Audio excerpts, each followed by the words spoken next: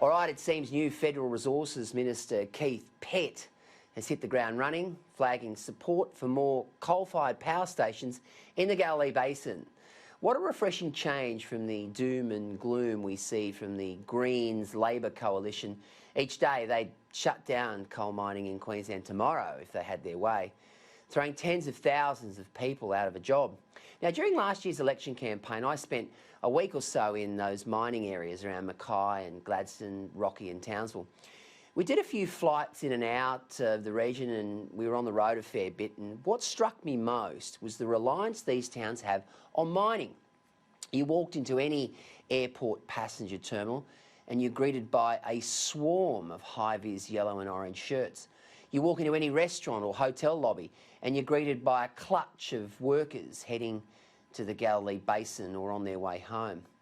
But it's interesting that Keith Pitt is supporting more coal mining at a time when the Palaszczuk government, which faces voters later in the year, have run dead on coal under Treasurer Jackie Trad. Now, remember, it was Trad who told miners to re-skill before the last election. Now, Trad is the member for the inner city Brisbane seat of South Brisbane, known for its green voters and people who dye their hair purple. It's also home to the Extinction Rebellion mob and Greens councillor Jonathan Shree. You're starting to get the picture, aren't you? They've got no idea of the struggles and challenges people in the regions go through every day to make a dollar. Closing mining would seriously damage towns like Rocky, Mackay and Gladstone, not to mention places like Collinsville and Clermont, and of course Moranbah, which would die overnight. Mr Pitt says there are more than 40 applications for new coal mines in the Galilee Basin, and while the approvals were a state matter, he would be supporting the applications.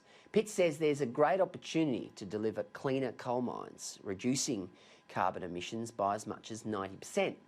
Now, I just find it refreshing that we've got politicians who are having real conversations about job creation and prosperity in this country, rather than the rubbish that comes from the Watermelon Coalition, the party that's green on the outside and red in the middle, the Greens-Labor alliance. Bugger the naysayers, I say. Let's just get on with the job of providing Australia with reliable, cost-efficient power. This obsession Labor and the Greens have with renewables is becoming an increasing farce.